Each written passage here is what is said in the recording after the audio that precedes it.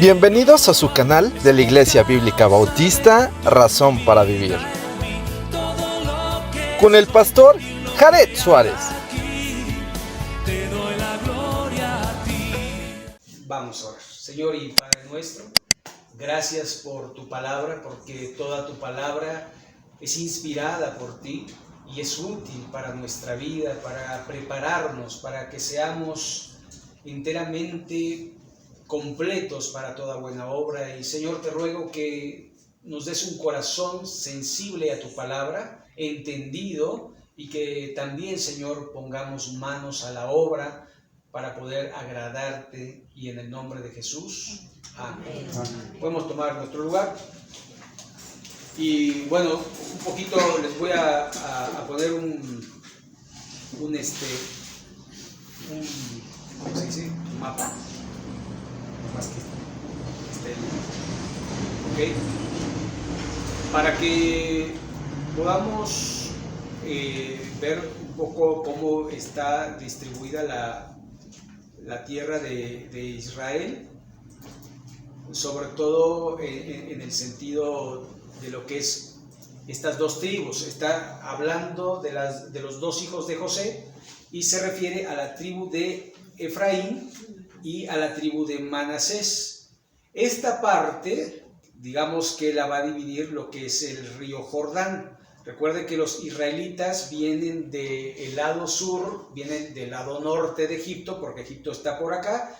Ellos van a estar 40 años aquí y después van a tratar de entrar por acá, pero Edom, el hermano de Jacob, no los deja pasar. Entonces tienen que rodear la tierra y entran de este lado y conquistan la parte de Rubén y esta parte de Gad y la media tribu de Manasés, porque era, digamos, una tribu muy numerosa que tenía muchos ganados. Y usted puede ver que es la que prácticamente tiene pues mucho territorio, ¿no? Estos dos debería ser la tribu de José, digamos Efraín y Manasés, pero se divide en Manasés y en Efraín. Entonces, un poco para poder contextualizar en dónde nos encontramos, ¿no? Usted puede ubicar esto. Ok, ya visto esto, vamos ahora sí al texto, y dice aquí la escritura, parece ser que van viento en popa, van muy bien en cuanto a la conquista de la tierra. Dice, se echaron también suertes para la tribu de Manasés, porque porque fue primogénito de José, Maquir primogénito de Manasés, y padre de Galad, el cual fue hombre de guerra, tuvo Galad y Basán. Ahora, aquí parece ser que las palabras de Jacob, porque si ustedes se acuerdan, habíamos leído en Génesis, cuando bendice a los hijos de José, Jacob hace esto: mano derecha para Efraín y mano izquierda para Manasés, lo cual indicaba que este era el primogénito según Jacob. Pero digamos que por nacimiento le dieron la primogenitura a Manasés. Pero lo que podemos ver en Efraín, que va a tener precisamente ciudades que están pues muy conectadas a las cuestiones religiosas. De hecho, la ciudad de Silo, que se menciona de Efraín, es donde van a poner el arca de Dios. Así que la mayoría de la gente podría tener muchas cosas materiales, pero si no tiene a Dios, ¿de qué le sirve? Este es uno de los problemas que hay en nuestra vida, que somos muy materialistas y no nos importan los aspectos espirituales de la vida. Nos importa lo académico, nos importa lo académico para poder trabajar. ¿Y para qué? Para poder tener. Porque para eso trabajamos, para poder adquirir ¿qué? Bienes materiales. Pero realmente no nos preocupa mucho los bienes espirituales. De hecho, no trabajamos mucho en el carácter. Simple y sencillamente decimos: así soy, así nací. Y pues ¿qué? No pasa nada. Así, todos somos diferentes y ya.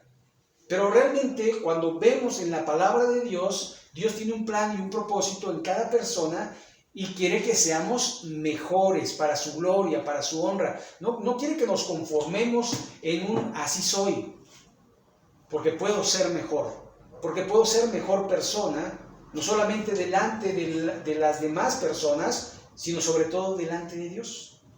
Entonces no se respetó la decisión de Jacob y se le dio la primogenitura a Manasés, porque aquí lo dice, porque fue primogénito de José. Luego dice el verso 2, se echaron también suertes para los otros hijos de Manasés conforme a sus familias, los hijos de Abiezer, los hijos de Elec, los hijos de Asriel, los hijos de Siquem, los hijos de Efer, los hijos de Semida. Estos fueron los hijos varones de Manasés, hijos de José, por sus familias. Ahora, aquí lo que vamos viendo es que es una nación numerosa, familias. Y aquí va a mencionar precisamente a los principales de cada familia. Ahora, si ustedes recuerdan, antes en nuestro país y en Israel ni se diga, pero antes se tenían muchos hijos y se consideraban los hijos bendición. Ahora lo que se considera bendición son los bienes. De hecho, en la actualidad hay muchas personas que han decidido no tener hijos para vivir mejor, pero sí tienen un perro, ¿verdad? Y le pagan el hospital y las medicinas, y si salen de viaje le pagan el hotel, ¿verdad? Para hotel perro.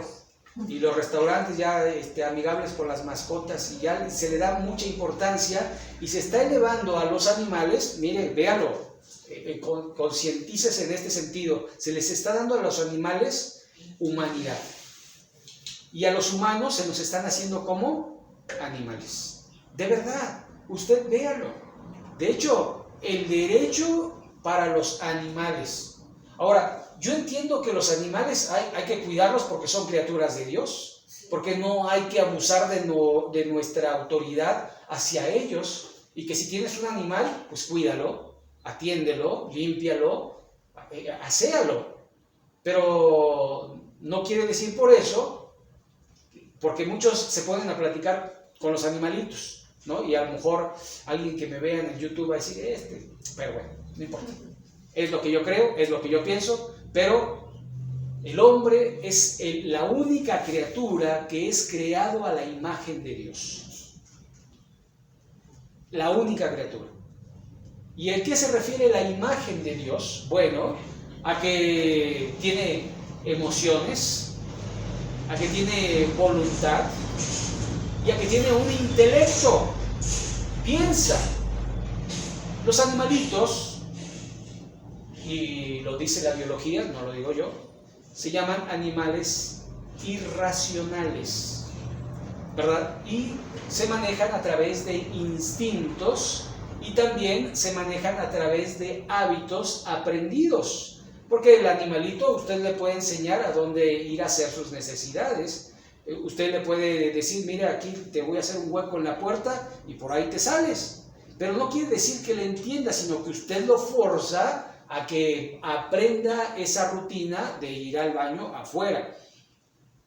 Y uno dice, ¡ay, qué inteligente es el animalito! Bueno, es mal empleado. Es mal empleado. ¿Por qué? Porque finalmente si la biología dice que es irracional, es decir, que no razona, entonces eso quiere decir que no tiene una inteligencia, sino que va aprendiendo patrones de conducta, lo que usted le enseña. Si usted no le enseña nada, pues va a ser donde quiera y va a ser un problema.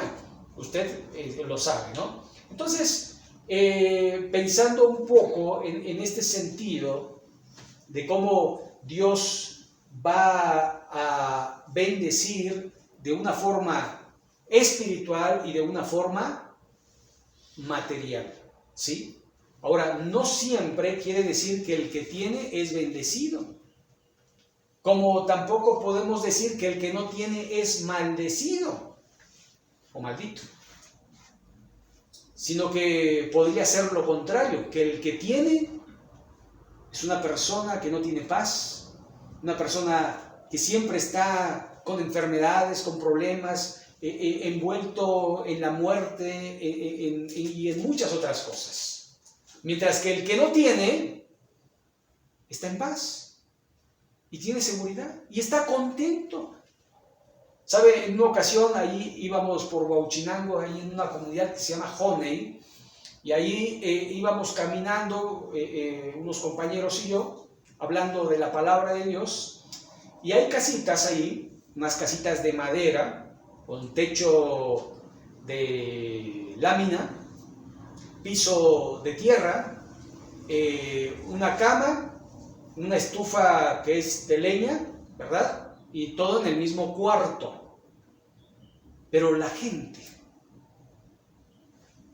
tocábamos, nos hacían pasar, pásele, no nos conocían. Usted le toca a alguien y usted no le dice, pásele, ¿verdad? ¿Usted qué anda buscando? No, nunca le dice, pásale. Ellos, pásele. ¿Qué quieren comer? Les invitamos a comer. Usted está pensando, ojalá se vaya rápido porque ya quiero comer. Pero ellos están felices y contentos de compartir lo que ellos van a comer. Porque le van a dar no lo que les sobra, sino lo que tienen. Y eso realmente impresiona, ¿verdad?, en la vida de estas personas, porque eso nos muestra un poco la posición espiritual en la que se encuentran ellos. Y también nos muestra la posición espiritual en la que nos encontramos nosotros. Así que podemos ver y podemos entender que no siempre tener es una bendición, ¿verdad? Yo sé de personas muy adineradas que tenían un solo hijo y ese solo hijo se suicidó. Imagínense, personas que darían todos sus bienes porque su hijo regresara. ¿Sabe? Tenemos que entender que a veces tenemos más de lo que pensamos o de lo que creemos y que tenemos que ser dichosos, felices, cualquiera que sea nuestra situación, sea la abundancia o sea la escasez. Debemos de estar en una posición dichosa, porque es lo que Dios quiere. Ahora, tú hiciste lo que tenías que hacer. Por ejemplo, en el campo, los campesinos labran la tierra, la preparan, siembran la semilla, la fertilizan. ¿Y si no llueve? ¿O si llueve demasiado? Y usted los ve no renegando. Ellos aceptan la voluntad de Dios. Y uno, porque si llovió, ay, porque está lloviendo. Si hace calor, ay, qué calor. Si hace frío, ay, qué frío. Si hay, ¿por qué hay? Y si no hay, ¿por qué no hay?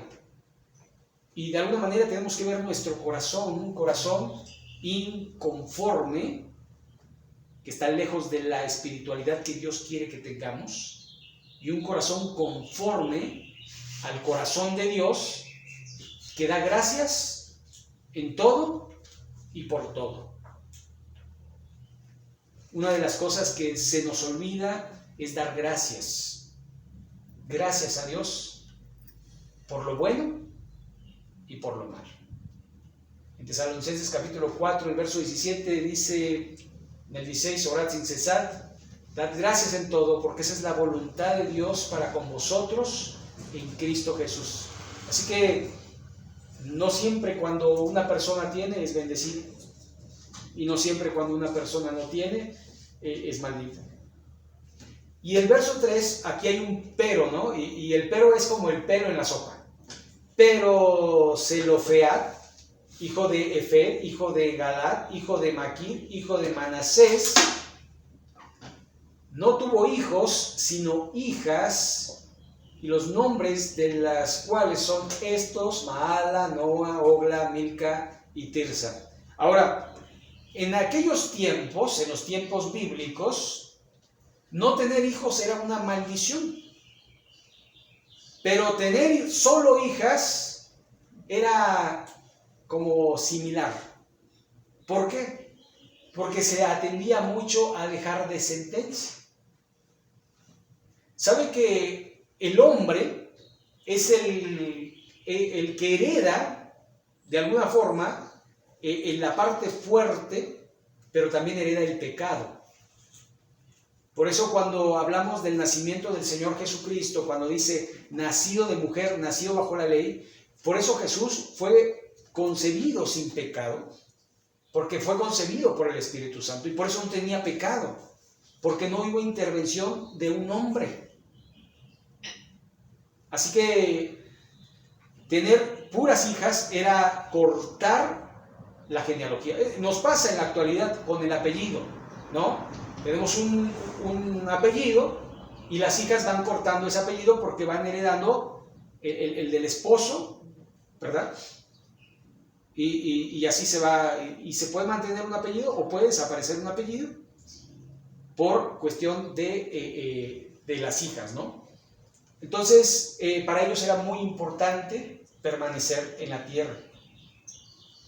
Estas, verso 4, vinieron delante del sacerdote Eleazar y de José, hijo de Nun, y de los príncipes, y dijeron: Jehová mandó a Moisés que nos diese heredad entre nuestros hermanos, y él les dio heredad entre los hermanos del padre de ellas, conforme al dicho de Jehová. Y esto lo vamos a encontrar en Números capítulo 27, donde se da este caso, y de alguna forma las hijas serían las que llevarían el nombre de su padre. Entonces, ¿qué iba a pasar? Primero, se tenían que casar entre la misma tribu. Era algo que se daba antes. Aún en nuestro país se casaban entre primos y sobrinos, pero un poquito lejanos, no tan cercanos. A veces se pasaban de cerca, pero existía, ¿no? Bueno, aquí ellas se tenían que casar con los de su misma tribu para mantener el nombre de su padre y para no perder las propiedades. ¿Por qué? Porque si se casaban a lo mejor con uno de Efraín, pues el de Efraín decía, esto es de Efraín, ¿verdad? Entonces, no, era solo con Manasés. Pero algo que me va a llamar mucho la atención de esto es que ellas apelan a algo que Moisés había determinado que fuese así con precisamente Zelofead. Ahora, esto me indica que hay que cumplir con la palabra, hay que cumplir con la promesa. ¿Por qué? Porque alguno podría decir, bueno, Moisés ya no está, ahora el que está es Josué. A ver, Josué, ¿tú qué dices? No, ellos respetaban no solo la palabra del hombre que vivía, sino de la palabra que el hombre había dicho antes, que no estaba ya, pero que su palabra contaba. De hecho, antes se decía, mira, es un hombre de palabra. ¿Por qué? Porque siempre cumple con lo que dice. Ahora tenemos que hacer firmar documentos para ampararnos, ¿verdad?, de que no nos van a timar con la palabra. Porque podemos decir una cosa, después nos arrepentimos y cambiamos las cosas. Sí, ahora prestan dinero y dicen, a ver, ven para acá, fírmame acá que yo te presté tanto dinero y yo me amparo. Si no me pagas, pues me voy a la ley, ¿no? Y eso es lo que hacen los bancos. Si usted pide un préstamo, no es a la palabra, aunque antes había créditos a la palabra, porque se entendía que la persona era una persona de palabra. Pero creo yo que de alguna forma nosotros debemos ser así, que nuestro sí sea sí y nuestro no sea no, que seamos personas de palabra, que cumplamos con nuestras promesas, que cumplamos con nuestros compromisos y no que después nos arrepintamos, ¿verdad? Es como acá en Puebla a mí me ha pasado mucho. Ustedes saben, yo soy nacido en Tabasco, criado en el DF y de alguna forma cuando llego a Puebla, me acuerdo la primera vez que fui a trabajar a Cholula, se proyectó una película allí y mucha gente dijo, yo quiero seguir a Jesús, yo quiero que Cristo entre en mi corazón, yo voy a aceptar, me voy a arrepentir de mis pecados y voy a seguir a Jesús.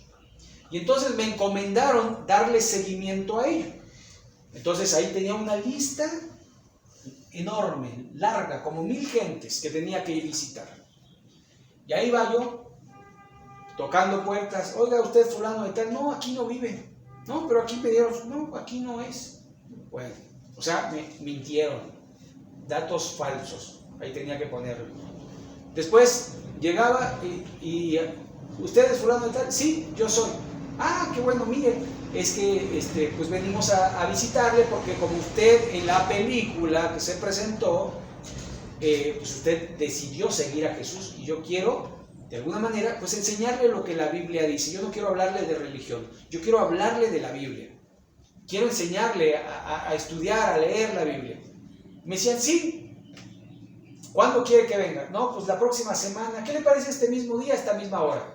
Perfecto. Entonces anotaba hora, día, fulano de tal. Ahí llegaba. No, pues no está. No, pero me dijo que viniera a esta hora y este día. No, no está. ¿Y cuándo lo puedo ver? Pues quién sabe. Casi dijo que le dijera que no. Pero yo insistía y lo iba a ver otro día, y lo iba a ver otro día. Y después me pasaba mucho que me decían, sí, sí voy. Es más, dicen, no vengas, yo voy, ¿dónde es tu iglesia? No, pues aquí le daba la dirección y todo. Y ahí, según iba a ir. Y no iba. Entonces lo iba a ver, ¿qué pasó? Ah, la próxima sí voy. Y así me traían.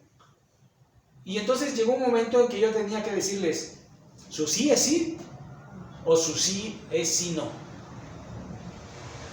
Y me decían, no, pues la verdad es que sí no. O sea, te digo que sí, pero no voy a ir. Y entonces yo prefería eso. Yo prefería que me dijeran que no, porque yo sabía que ya no tenía que insistirles, a que me dijeran sí y no. Así que yo creo que nosotros como creyentes tenemos que ser sí o no. Sí o no. Sí, sí, no, no. Y esto fue lo que pasó con ellos, y por ello se cumple la palabra, y dice el verso 5, y le tocaron a Manasés 10 partes de más de la tierra de Galaad y de Basán, que está al otro lado del Jordán, porque las hijas de Manasés tuvieron heredad entre los hijos de la tierra de Galaad, fue de los otros hijos de Manasés, y fue el territorio de Manasés desde Aser hasta Micmetat, que está enfrente de Siquem, y va al sur hasta los que habitan en Tapúa. ¿Ok? Entonces, perfecto, se cumplió con la palabra. De aquí nos vamos a saltar hasta el verso 12, que no son muchos, pero vamos a ir al verso 12. Mas los hijos de Manasés no pudieron arrojar a los de aquellas ciudades, y el cananeo persistió en habitar en aquella tierra. ¿Ok? Entonces, la consigna de Dios, y esto a veces puede ser chocante cuando uno empieza a leer que Dios les dijo, tienes que tomar esa tierra. Ellos no lo hicieron, o obedecieron medianamente, y de alguna forma podemos ver que Israel hasta la fecha de hoy sigue teniendo problemas con la tierra. Usted ve el conflicto Israel-Palestina, y los palestinos y los israelitas constantemente, y los asentamientos palestinos y los asentamientos ilegales de los israelitas. Usted ve en las noticias todo el tiempo eso. ¿Por qué? Porque obedecieron a medias. Y a veces pensamos que la consecuencia no va a afectar. Pensamos que un poquito no va a pasar nada. Pero realmente entendemos que la desobediencia parcial es desobediencia total. No existe medias desobediencias. Por ejemplo, ¿qué pasaría si a usted se le ocurriera medio pasarse el alto? O sea, queda media calle. ¿Cierto o no? No se puede medio pasarse el alto. O se lo pasa o respeta las señales de tránsito. Entonces, a veces pensamos que podemos hacer las cosas medias grises, medias así, medias. Pero no. ¿Por qué? Porque yo no puedo ser medio mentiroso. Porque si soy medio mentiroso, realmente soy mentiroso y medio. ¿No? No hay mentiras piadosas. Ay, es que se lo dije para no lastimarlo, ¿no? Yo me acuerdo que un día me dijeron una mentira piadosa. Me dijeron, tu papá está falleciendo. Vamos a ver a tu papá, que está en el hospital. Cuando llegamos al lugar, ¿sabes qué? Ya murió. Y cuando llega el ataúd, está lleno de candados y nadie lo puede ver ni lo puede abrir. Y después, 2 años después, me dicen, no, es que tu papá no murió de enfermedad, lo mataron. Y lo encontraron 1 mes después de muerto. Mentiras piadosas. ¿Saben? 2 años después ya se me hubiera olvidado quizás. Hay que decir la verdad. Ahora, la verdad tiene que ser a la medida de la madurez de la persona. No puedo darle detalles a un niño de 8 años, decirle, mira, tu papá estaba en estado de putrefacción, ya los huesos se le veían y se lo habían comido los animales. No. O sea, ¿sabes? Tu papá lo asaltaron y lo mataron. Hasta ahí. ¿Y me iba a doler? Sí, mucho. Pero para mí murió cuando tenía 8 y volvió a morir cuando tenía 12. Porque las mentiras piadosas nunca han sido buenas. No debemos decir mentiras. Satanás es el padre de mentira. Y algo que nos ataca a nuestra vida es precisamente querer mentir. Y mentimos poquito. Decimos, ay, tantito, no pasa nada. No, diga la verdad. Digamos la verdad. No pasa absolutamente nada. Y si la gente se enoja por decirle la verdad, pues tendrá doble problema. Enojarse y volverse a contentar. Pero uno tiene que decir la verdad siempre. Siempre. No debemos de ir con las medias mentiras. Ahora, a ver, dígame, ¿usted puede ser medio ladrón? ¿Verdad que no? Porque si usted roba poquito, como ese político que hasta en su campaña decía, yo robé, pero robé poquito. Y lo volvieron a elegir. ¿Verdad? Era un ladrón. Y nadie lo vio así. Nadie lo vio como un ladrón. Porque dicen todos los políticos roban. Pero este robó poquito. Y nos va a seguir robando, pero poquito. Hágame usted el favor. Así que uno tiene que entender que uno no puede ser medio ladrón, medio homicida, medio mentiroso, medio de nada. Porque realmente somos lo que practicamos y lo que practicamos de alguna manera pues nos define. Jesús lo dijo, el que practica el pecado es del diablo. El que practica el pecado esclavo es del pecado. Así que Dios quiere que seamos santos. Y cuando digo la palabra santo, usted no se debe imaginar a alguien con una aureola, ¿verdad? Con las manos así, ¿verdad? Y que todo el tiempo está orando y leyendo la Biblia y su palabra es muy dócil y casi no toca el suelo, ¿verdad? Porque es santo. No. Es una persona común, pero la palabra santo viene de la palabra agios. Y la palabra agios es apartado. ¿Apartado para qué? Para Dios, para honrar y glorificar el nombre de Dios. Por lo tanto, cuando Dios dice que debemos ser santos en toda nuestra manera de vivir, lo que estamos tratando de hacer es apartar el pecado de nuestra vida para poder honrarle a nuestro Dios.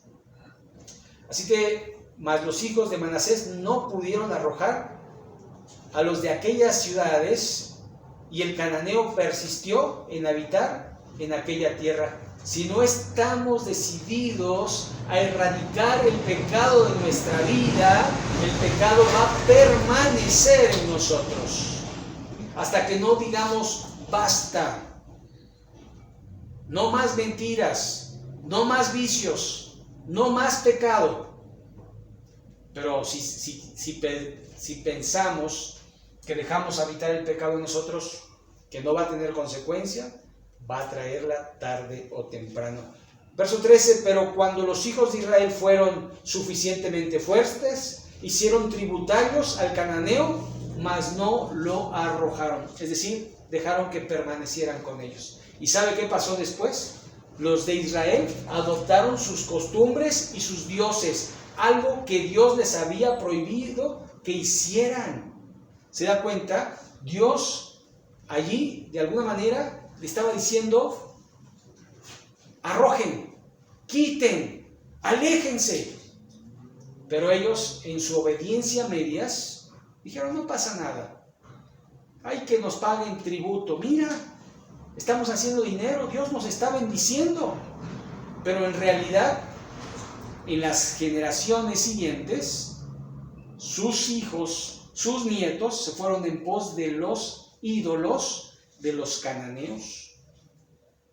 Verso 14, y los hijos de José hablaron a Josué diciendo: ¿por qué nos has dado por heredad una sola suerte y una sola parte, siendo nosotros un pueblo tan grande que Jehová nos ha bendecido hasta ahora? Fíjense, vienen con la queja y diciendo: somos un pueblo grande y necesitamos más tierra. Y Josué se ve que era un hombre bastante sobrio, sabio, y dice el verso 15, y Josué le respondió: si sois pueblo grande, subid al bosque y haceos de montes allí, en la tierra de los fereceos y de los refaitas, ya que el monte de Efraín es estrecho para vosotros. Así que les estaba dando la solución: vayan y trabajen para ello. Si quieren más tierra, pues conquisten la tierra. Pero muchas veces yo creo que queremos las cosas sin que nos cueste, ¿verdad? La gente se quiere ganar la lotería, quiere heredar, ¿verdad? Aunque no sea su pariente, ¿verdad? Ha visto muchas películas de que alguien le heredó, ¿verdad? A alguien desconocido una gran cantidad de dinero y desde entonces fue feliz y dichoso. Cuentos que de alguna manera no son cuentos, sino son mentiras. En realidad no puede ser así. Y realmente Dios nos va a poner en el lugar y en el momento y nos va a dar la capacidad a nuestros límites para hacer lo que tenemos que hacer. ¿Son todos doctores? No. ¿Son todos maestros? No. ¿Son todos ingenieros? No. ¿Son todos empresarios? No. Tenemos todo porque nos necesitamos unos a los otros. Imagínense que no hubiera barrenderos. Ay, sí, yo barro la calle. Sí, cómo no. Si nos cuesta tanto trabajar, barrer nuestra banqueta, ahora barrer toda la calle. ¿Sabe? Nos necesitamos. Y Dios puso a cada quien en su función. Y donde estás es porque Dios te ha dado el talento y la habilidad para poder hacerlo. Y entonces Dios te dice: allí donde estás, hazlo bien. Hazlo para la gloria de Dios. Y Dios va a bendecir tu trabajo. Y lo va a bendecir a la medida que tú trabajes, que tú te emplees. Pero nada va a surgir por obra de magia. Si tú no siembras, no puedes cosechar. Si tú no trabajas, no puedes exigir un pago, un salario.